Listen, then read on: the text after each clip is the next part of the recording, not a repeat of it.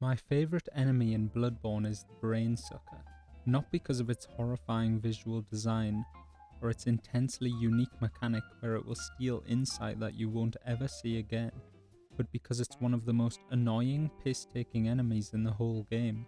The Brain Sucker's grab does inflict a lot of damage, and even more frustrating than this is their shitty wizard spell that holds you in place while they walk up slowly and down smash. But the real reason they're so dangerous is that even though they have relatively very little health, they have a huge resistance to physical damage. The amount of times I, and I'm sure every other person that has played this game, has cursed the Brain Sucker for killing me after my weapon somehow started doing a quarter of the damage it usually does, is frankly hilarious. And the reason I love the Brain Sucker instead of hate it is because it is as weak to thrust attacks as it is strong to normal attacks. Most players of Bloodborne will get by just fine by hammering the R1 button until whatever stands in front of them is a red goo. But the problem that Brain Suckers pose is that for most weapons most of the time, R1 does slashing or blunt damage and not thrust damage. With certain exceptions, the slow but powerful heavy R2 does thrust damage, and in using it the complete arsehole Brain Sucker becomes no more a nuisance than any other enemy in the game. But I just find it so fucking hilarious that nobody, myself included, ever even thinks for a second that maybe this enemy that takes no damage from normal attacks has some weakness we just aren't exploiting. This is the game's fault, if it can be called a fault, in the way that it presents the information to the player. Other than a few hints in item descriptions, there is no table in the game to tell you the weaknesses of each enemy, and so how is a player to know? It seems like a bad thing for From Software to intentionally give little to no direct information to its players about the core mechanics of their games, but something about their ridiculous unknowable obscurity makes them all the more interesting to me. In the same way a lack of information in an open world game makes me want to explore physically, the lack of information in a razor-sharp combat-focused action RPG makes me want to explore mechanically. And so when the game presents you with an enemy like the Brain Sucker, which has no health but you do no damage, it's really asking you to experiment. If I had to sum up the design philosophy behind the information in Souls games, I'd say you think they're telling you to go fuck yourself, but really they're just speaking another language, and they're telling you you're beautiful and they want you to succeed.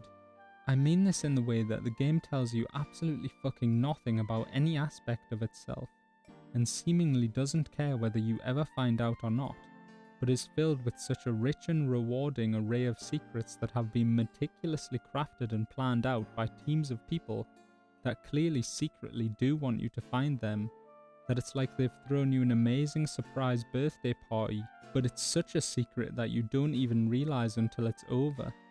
Like, beyond even the mechanical side of things, how the fuck does any player on a blind playthrough end up fighting Gwendolyn in Dark Souls 1, or getting the Moon Rune, or find a fucking hidden path that takes 50 attacks to open?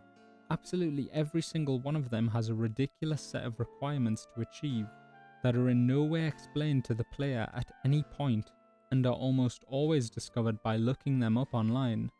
The true ending for Sekiro is so insanely complicated that even after looking it up, I couldn't believe it's something that actually exists as part of the game. None of these discoveries really ever piss me off in the way you'd think they would though. Instead of feeling like I've missed some extremely valuable lore or items or areas, and lamenting the fact that I'll have to start again to be able to experience them, I feel a sense of awe that From Software have the balls to spend so much time making hugely important portions of their games, then making them insanely secret and obscure, knowing full well that only a select few will ever find them on their own, and then I start the game again to experience them. They lend a legitimacy to the world we explore in their games, where much like real life, our presence is incidental to its existence, and those secrets will always continue to exist whether we find them or not. There are a million more examples I could give about the purposely vague information given by the Souls games.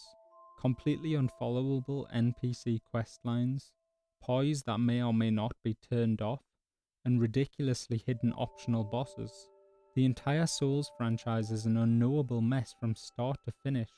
Yet, instead of pissing me off, their intentional obscurity makes me more intrigued than ever, desperate to explore their worlds myself and uncover everything I can. Oh, I I know know very very well well how how the the secrets secrets beckon beckon so so sweetly. sweetly. Thank you for watching. Peace.